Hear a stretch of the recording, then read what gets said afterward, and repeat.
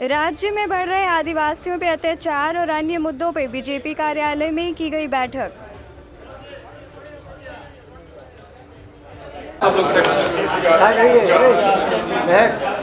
झारखंड प्रदेश की अधिकारियों की बैठक आज पार्टी कार्यालय आयोजित है।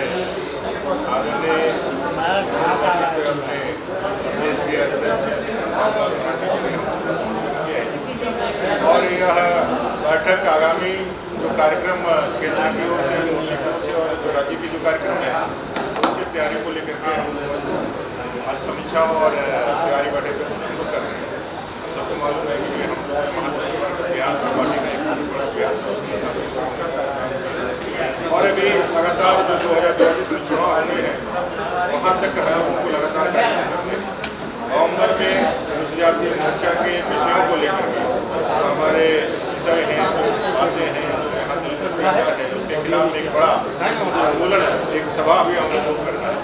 कुल मिलाकर के आज की बैठक अनुसूचित मोर्चा के उन तमाम विषयों को लेकर के जो एक दल के रूप में हम लोग करने हैं, पार्टी ने तय किया है, उसको लेकर के हम लोग आज बैठे हैं। और आने वाले समय में जो दलित अत्याचार इस राज्य की सरकार में बड़ा है, आदिवासी अत्याचार जो बड़ा है, उसके खिलाफ मुखर होकर के आवाज़ इस सरकार का जो वर्तमान के हेमंत सोरेन जी की सरकार है,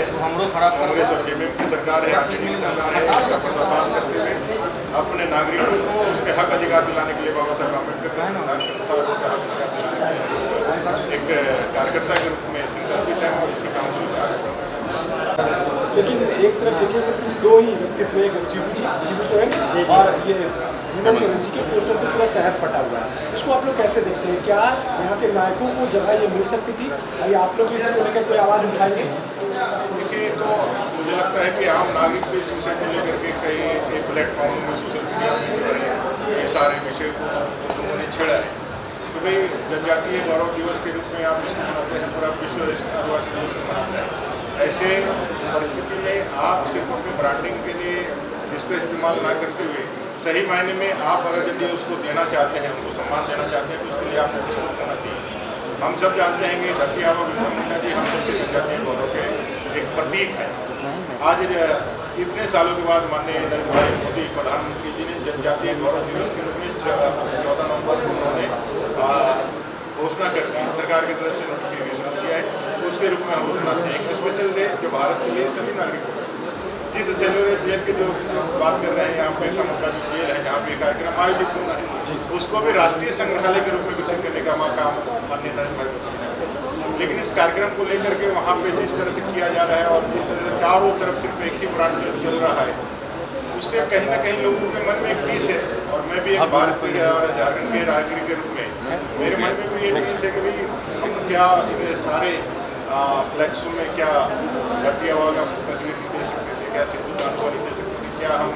अपने फूलो झाड़ू नहीं दे सकते, जितने भी हमारे राष्ट्रीय गौरव कई एक राष्ट्रीय गौरव के सिर्फ झारखंड के ही नहीं, कई राष्ट्रीय गौरव बहुत बड़े बड़े ऐसे घर हैं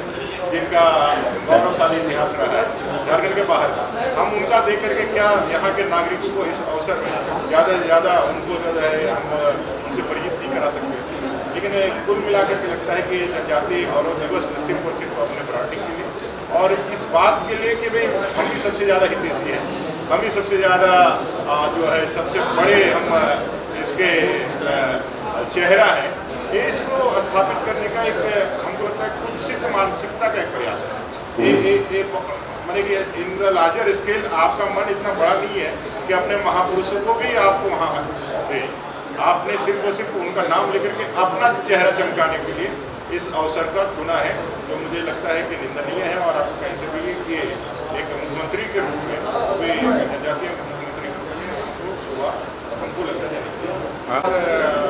हमेशा इन लोगों इन चीज़ का विरोध का आवाज़ उठाते ही रहते, लेकिन वर्तमान की सरकार तो पुष्टि करने वाली सरकार है। वर्तमान की सरकार तो वो तमाम चीज़ें जिससे हिंदू मान्यताओं को या हिंदू नागरिकों को जिसमें कष्ट पहुँचे उसमें करने में उसको कराने में मजा आता है। बहुत तस्करी कितना सर चढ़ के बोल रहा है। रांची के अंदर संध्या टोकनो जो अपनी दरोगा थी उसको गो तस्करों ने कुचल करके मार दिया, लेकिन इस सरकार ने उस पर कोई कठोर कार्रवाई करने के लिए कोई आगे बढ़ा। तो ये सारी जो विषय है पाकुड़ से लेकर के हिंदुपुरी तक और संध्या टोकनों से लेकर के हैदराबाद की सारी जगह तिलक, ये सारी चीज़ें मुस्लिम तुष्टिकरण जो सरकार का जो मेन एजेंडा है, जिसके वोट बैंक के कारण कुछ भी कर सकते हैं, उसका एक प्रतीकात्मक विषय है। और यहाँ तो सैया भाई कोतवाल तो डर का ही वाला स्थिति है, जब यहीं के लोग जब सारी तस्करी का बात ठंडी है क्या। गौरी जी, जेएमएम ने कार्यसमिति की एक सूची जारी की है जिसमें परिवार के कई लोगों को उच्च पद दिया गया। देखिए, भारतीय जनता पार्टी को छोड़ करके देश के अंदर जितनी भी पार्टियां हैं वो परिवारवादी पार्टियां हैं, वंशवादी पार्टियां हैं, और अपने वंश को, अपने परिवार को आगे बढ़ाने के लिए झारखंड और देश की जनता का उपयोग भावना के रूप में अपने वोट बैंक के रूप में सिर्फ और सिर्फ वंशवाद और परिवारवाद का संवर्धन करने के लिए, उसको आगे बढ़ाने के लिए है। और मोदी जी ने स्पष्ट रूप से कहा है कि परिवारवाद वंशवाद के खिलाफ 2024 की लड़ाई है, और ये जो I.N.D.I.A. जो लगा करके लेकर के आए हैं, ये सारे ला करके सिर्फ और सिर्फ अपने डेमोक्रेटिक हायरकी को बढ़ाने के लिए, अपना जो हायरकी है, जो वंशागत जो हायरकी है, उसको बढ़ाने के लिए वो उसको इस्तेमाल करने वाले हैं। और इसका जवाब देश झारखंड की जनता देगी, जो जितने भी परिवारवादी लोग एक साथ जुट करके अपने जो वंशवाद को रक्षा करने के लिए काफ़ी प्रयास कर रहे हैं। 2024 में वंशवाद के खिलाफ भारत की लोकतंत्र में जनता वोट करेगी, और ये वंशवाद का जो आवा है